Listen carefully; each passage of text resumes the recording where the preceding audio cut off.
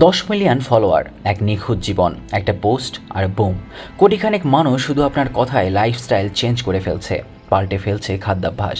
কি দারুণ এক অনুভূতি, তাই না? সবার আগ্রহের কেন্দ্রবিন্দুতে শুধুই আপনি, সবার জীবনের চাবিটা আপনার হাতে। কিন্তু মুহূর্তেই যদি পরিস্থিতি পাল্টে যায়, শিকারী যদি পরিণত হয় শিকারে, তাহলে কেমন হবে? নিয়ন্ত্রণ থেকে নিয়ন্ত্রিত হতে কেমন লাগবে আপনার? ঠিক এমনটাই ঘটেছে প্রত্যুষ দুয়া নামের এক ইনস্টাগ্রাম ইনফ্লুয়েন্সারের সাথে।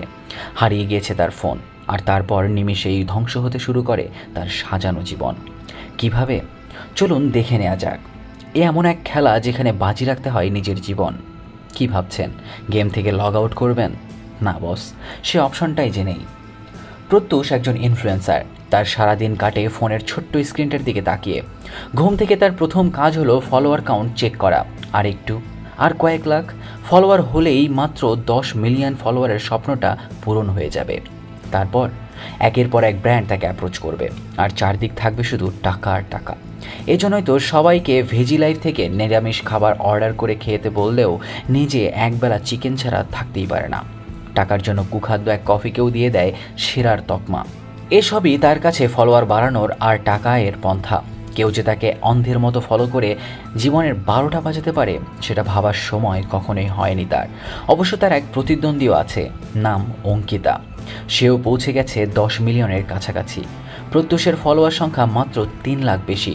আর যে আগে এই মাইল ফলকটি ছুবে, সেই পেয়ে যাবে দারুণ এক ব্র্যান্ডের সাথে কাজ করার সুযোগ। একটা পোস্ট, একটা ছবি, একটা লাইক তখন আনবে টাকা। এর সুযোগ কে হাতছাড়া করতে চায় বলুন? এক সকালে অন্য দিনের মতোই রিলস দেখতে ব্যস্ত ছিল প্রত্যুষ। রিলের দুনিয়ায় হারিয়ে যেতে যেতেই হঠাৎ তার এক্স স্মৃতির এঙ্গেজমেন্টের ছবি দেখে সে। হারিয়ে যায় স্মৃতির গোলকধাঁধায়, মনটা খারাপ হয়ে যায়। তবে চাইলেও ব্লক করতে পারে না তাকে, হাতটা কেঁপে ওঠে যেন। এরই মধ্যে তার ম্যানেজার কম বেস্ট ফ্রেন্ড জেডি ফোন করে তাকে, জানায় অঙ্কিতা একখানা কুকুর অ্যাডাপ্ট করেছে, তার সাথে কিউট কিউট ছবিও আপলোড দিচ্ছে। অঙ্কিতা একে তো মেয়ে, তার ওপর পুষছে একখানা কিউট কুকুর। তার ফলোয়ার কাউন্ট বাড়াটা এবার ঠেকায় কে? উপায় অবশ্য একটা আছে, তেমন কিছুই না, একটু বাম্পি রাইড ট্রেন্ডটা ফলো করতে হবে প্রত্যুষকে। সোজা কথায় নিতম্ব দুলিয়ে নাচতে হবে তাকে। তবে ফলোয়ারের জন্য এতটা নিচে নামতে চায় না সে। কোথাও একটা দ্বিধা কাজ করে তার। ভুবন বামের সাথে কোলাবোরেশন করলে অবশ্য এই বেইজ্জতি থেকে বাঁচতে পারবে। তবে সেসব কিছু নিয়ে এখন ভাবছে না প্রত্যুষ। তার মেইন চিন্তা এখন ইঁদুর নিয়ে। হ্যাঁ, ঠিকই শুনেছেন, একটা ইঁদুর যা তার কিচেনে ঘোরাফেরা করছে। আর একটা বিহিত করতে না পারলে কিছু নিয়ে ভাবতে পারবে না প্রত্যুষ। ইঁদুরের 12টা বাজানোর আগেই অবশ্য বড় বোনের সাথে দেখা করতে যাওয়ার সময় হয়ে যায়। চলে আসে এক ক্যাফেতে। তবে বোনের সামনে বসেও যেন সে মোবাইলেই বন্দী ছিল। বোনের একটা কথাও শুনছিল না সে। এরই মধ্যে প্রত্যুষের বাড়িতে চলে আসে ওয়াচম্যান, লাগিয়ে যায় মাউস ট্র্যাপ। ইঁদুর ধরা পড়বে, আর সেটাই হবে প্রত্যুষের next content, mouse in my house. এর মধ্যেই জেডি দেয় এক দুঃসংবাদ, জানায় অঙ্কিতা বাম্পি রাইডের ভিডিও বানিয়ে ফেলেছে। বন্যার পানির মতো ফলোয়ার বাড়ছে তার। প্রত্যুষও এবার রাজি হয়ে যায় ভুবন বামের সাথে ভিডিও বানাতে। যেই ভাবা সেই কাজ, বানিয়ে ফেলে একখানা জম্পেশ ভিডিও। পরের দিন গ্র্যান্ড একখানা ভিডিও আসবে বলে ঘোষণাও দিয়ে দেয় সে। রাতে ড্রিঙ্ক করে বাড়ি ফেরে আর সোজা চলে যায় বিছানায়। সকালে চোখ খুলতেই চক্ষু চরক গাছ হওয়ার দশা হয় তার। তার সাথের ফোন, তার প্রিয় মোবাইলটা খুঁজে পায় না সে। প্রত্যুষের তো মাথায় হাত। ফোন ছাড়া ইনস্টা অ্যাকাউন্ট চেক না করে তার মুহূর্ত কাটতে চায় না। শেষে সে গিয়ে বসে ডেস্কটপে, হন্যে হয়ে ফোনের লোকেশন ট্র্যাক করার চেষ্টা করে। এরই মধ্যে একখানা ইমেইল আসে তার কাছে। কেউ একজন জানায় গোজিটে যোগাযোগ করলেই ফোনের ব্যাপারে সব জানতে পারবে সে। সাথে সাথে সেখানে চলে যায় প্রত্যুষ। ফোন করে তাকে এক মেয়ে, জানায় ফোনটা তার কাছে নেই, তবে এক ট্যাক্সি ড্রাইভারের কাছে আছে সেটা। গতরাতে হয়তো তার ট্যাক্সিতেই বাড়ি ফিরেছিল প্রত্যুষ। মেয়েটা আবার তার মস্ত বড় ফ্যান। এক ইভেন্টে দেখাও হয়েছিল তাদের। আভা নাম তার। প্রত্যুষ এবার আভাকেই ট্যাক্সি ড্রাইভারের সাথে কথা বলে ফোনটা বাড়িতে পৌঁছে দিতে বলে। কিন্তু ট্যাক্সি ড্রাইভারও নাছোড় বান্দা, সে টাকা ছাড়া কোনোভাবেই নড়বে না জায়গা থেকে। আর আভা, সেও তার আইডলের সাথে কথা বলার এবং একটুখানি তার অ্যাটেনশন পাওয়ার সুযোগ হাতছাড়া করতে চাচ্ছিল না। তার উপর আজ আবার আভার বার্থডে, মানে এক্কেরে জগা খিচুড়ি অবস্থা। ফোনের টেনশনে দিশেহারা প্রত্যুষ আভাকে উইশ করতেও ভুলে যায়। এতে কিছুটা মন খারাপ হলেও আভা তার কাজটা করে দেয়। ট্যাক্সি ড্রাইভারের ব্যাংক ডিটেইল পাঠিয়ে দেয় প্রত্যুষকে। কিন্তু একই, ফোনে যাওয়া ওটিপি ছাড়া তো আর ব্যাংকে ট্রান্সফার করতে পারবে না সে। তাই অজ্ঞতায় ফোনের পাসওয়ার্ডটা বলে দেয় সে। তারপর আর কি, কেটে যায় কল। এক একটা মুহূর্ত যেন এক একটা দিনের মতো মনে হতে লাগে প্রত্যুষের, কিন্তু লাভ হয় না। ফোন বা ট্যাক্সি ড্রাইভার কেউই আসে না, এমনকি আভাও ফোন ধরে না। আবারও নিজের ফোনের লোকেশন চেক করে সে, বুঝতে পারে আভার কাছেই আছে তার ফোন, কিন্তু বুঝলেই বা কী হবে, বা যা ক্ষতি হওয়ার তা তো হয়েই গেছে। তার সব কিছু নিয়ন্ত্রণ চলে গেছে আভার হাতে। অবশ্য আভার নামটাও তার মতোই মিথ্যা। পুরো ব্যাপারটা বুঝতে পেরে প্রত্যুষ প্রথমে ফোনটা ফেরত নিতে অনুরোধ করে। একসময় অনুরোধ পরিণত হয় আদেশে। ধীরে ধীরে আদেশের সুর পাল্টে যায়, শুরু করে হুমকি দিতে। কিন্তু মেয়েটা কিছুতেই ভয় পায় না, কারণ প্রত্যুষের সমস্ত গোপন খবর এখন তার হাতের মুঠোয়। চাইলেই একটা পোস্ট করে তার জীবনের 12টা বাজিয়ে দিতে পারে সে। মেয়েটা টাকা পয়সা কিছুই চায় না, চায় শুধু প্রত্যুষকে। তার আনডিভাইডেড অ্যাটেনশন পেলেই খুশি সে। তবে প্রত্যুষ এতে রাজি হয় না। সে এবার জেরিকে কল করে, পুরো ঘটনাটা জানায় তাকে। এরই মধ্যে প্রত্যুষের অফিসিয়াল অ্যাকাউন্টে একটা ছবি আপলোড করে মেয়েটা। দেখা যায় চিকেন খাচ্ছে প্রত্যুষ। তার হিপোক্রেসির মুহূর্তেই ভাইরাল হয়ে যায় নেট দুনিয়ায়। কিন্তু তবুও কোনো এক অদৃশ্য মন্ত্র বলে হু হু করে ফলোয়ার বাড়তে থাকে তার। 10 মিলিয়ন ফলোয়ারের এমনই মায়া যে সেই মায়ায় পড়ে হিতাহিত জ্ঞান হারিয়ে ফেলেছে সে। জেরি তাকে অ্যাকাউন্ট ডিঅ্যাক্টিভ করতে বললেও রাজি হয় না, বরং মেয়েটাকে ফাঁসিয়ে তার দুর্বলতাকে কাজে লাগানোর প্ল্যান করে। তারপর আর কি, কল করে তাকে। তারপর কথায় কথায় জানতে পারে প্রত্যুষের জন্মদিনে দারুণ একখানা ভিডিও বানিয়েছে সে। একটু খুঁজতেই মেয়েটার চ্যানেলটাও খুঁজে পায়। সেখান থেকেই তার একটা ভিডিও থেকে মেয়েটার বাবাকে খুঁজে পায় সে। কিছুক্ষণের মধ্যেই মেয়েটা কিছু একটা সন্দেহ করে আর প্রত্যুষকে ডেস্কটপের স্ক্রিন শেয়ার করতে বলে। সে চটজলদি সব ট্যাব বন্ধ করে একটা ফুড ডেলিভারি অ্যাপে ঢুকে স্ক্রিন শেয়ার করে দেয়। মেয়েটা খেয়াল করে প্রত্যুষের খাওয়া দাওয়া হয়নি, তাই সে খাবার অর্ডার করে দেয়। খাবার এলে 15 মিনিটের মধ্যে প্রত্যুষকে ছেড়ে দেয় সে। এর মধ্যে প্রত্যুষ তার কাছে ল্যান্ডফোনখানা কানেক্ট করে ফেলে, কিন্তু একই, শুধু একটা নাম্বার ছাড়া সব নাম্বারই ভুলে গেছে সে। সেই নাম্বারটা আবার তার এক্স স্মৃতির। কিছুক্ষণ ভেবেচিন্তে স্মৃতিকেই কল করে সে।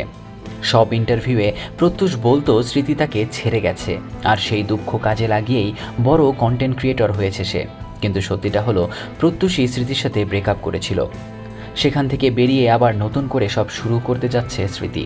তাকে কোনো মতে বুঝিয়ে সুঝিয়ে মেয়েটার বাবার নাম্বার জোগাড় করার চেষ্টা করে সে। কিন্তু একই, প্রত্যুষ এত খেটে খুঁটে যে পদবিটা উদ্ধার করেছিল সেটা তো একখানা মহিলা প্রফেসরের নাম। বেচারার কপালটাই খারাপ। এরই মধ্যে মেয়েটাও ডাকাডাকি করতে শুরু করে। স্মৃতির কাছ থেকে মা আর জেরির নাম্বার নিয়েই সন্তুষ্ট হতে হয় তাকে। মেয়েটি এবার খুব রেগেছিল। প্রত্যুষ ভেবেছিল সে হয়তো কোনো ভুল করেছে, কিন্তু আসলে মেয়েটা রেগেছিল স্মৃতির ওপর। সে প্রত্যুষের ফ্যান হওয়ায় তার ব্রেকআপ স্টোরি আগে থেকেই জানতো, আর ফোন ঘেঁটে সে স্মৃতির পরিচয়েও জেনে যায়। তারপর আর কি, স্মৃতির ফিয়ান্সেকে তাদের দুজনের সব ছবি ভিডিও পাঠানোর হুমকি দিতে থাকে। প্রত্যুষ বারবার করে বলে আসলে সেই ব্রেকআপ করেছিল, কিন্তু মেয়েটা তার কথা শোনে না। সে ভাবে প্রত্যুষ এতটাই ভালো যে সে এক্সকে বাঁচানোর চেষ্টা করছে।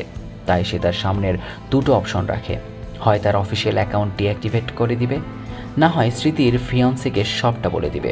প্রত্যুষ কাঁদতে শুরু করে। বারবার করে মেয়েটাকে বোঝানোর চেষ্টা করলেও সে কিছুই শোনে না। সব ছবি পাঠিয়ে দেয় সে। হতাশ প্রত্যুষ এবার হাউমাউ করে কাঁদতে শুরু করে। মেয়েটা তাকে ফ্রেশন আপ হওয়ার জন্য সময় দেয়। প্রত্যুষ অবশ্য এই সময়টাকে কাজে লাগায়। ডেস্কটপে মেয়েটার বাবার ভিডিওটা আবার দেখে, আর এবার ঠিক মানুষটাকেই খুঁজে পায় সে। কল করে সেই নাম্বারে। ফোন ধরে মেয়েটির বড় ভাই।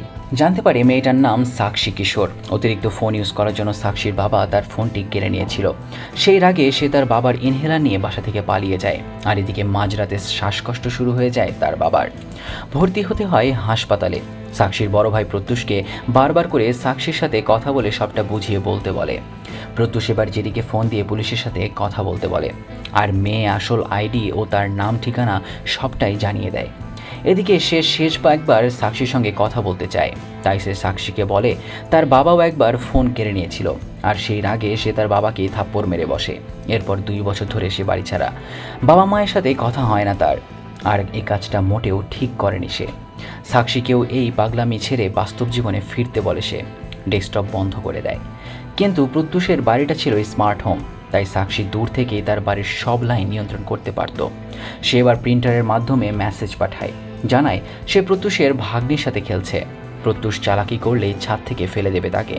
প্রত্যুষ এতে বেশ ভয় পেয়ে যায়। আবারও সব কিছু চালু করে বসে স্ক্রিনের সামনে। একটু পর জেরি তাকে ফোন করে জানায় মেয়েটার লোকেশন খুঁজে পেয়েছে তারা। জেরি ডেলিভারি ম্যান সেজে চলে যায় সেখানে। সিকিউরিটি গার্ডটা তখন আইপিএল দেখছিল, তাই কেউ জেরির দিকে সেভাবে খেয়াল করেনি।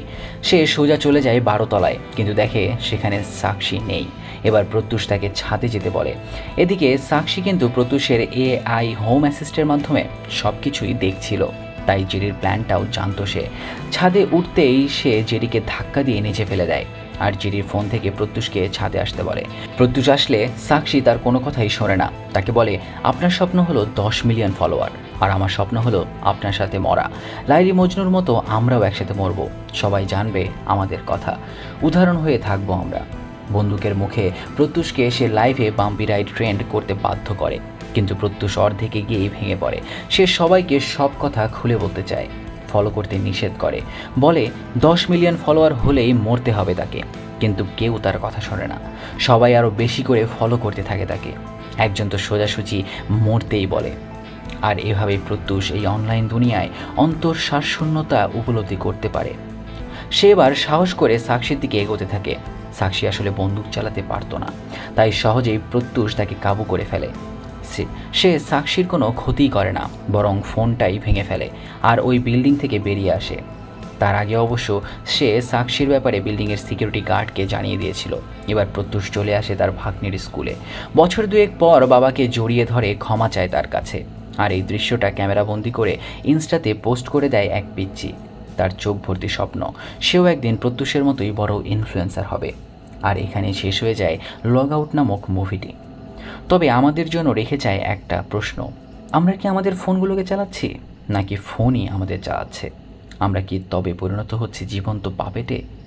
আপনাদের মতামত জানিয়ে দিন আমাদের ভিডিওর কমেন্ট বক্সে।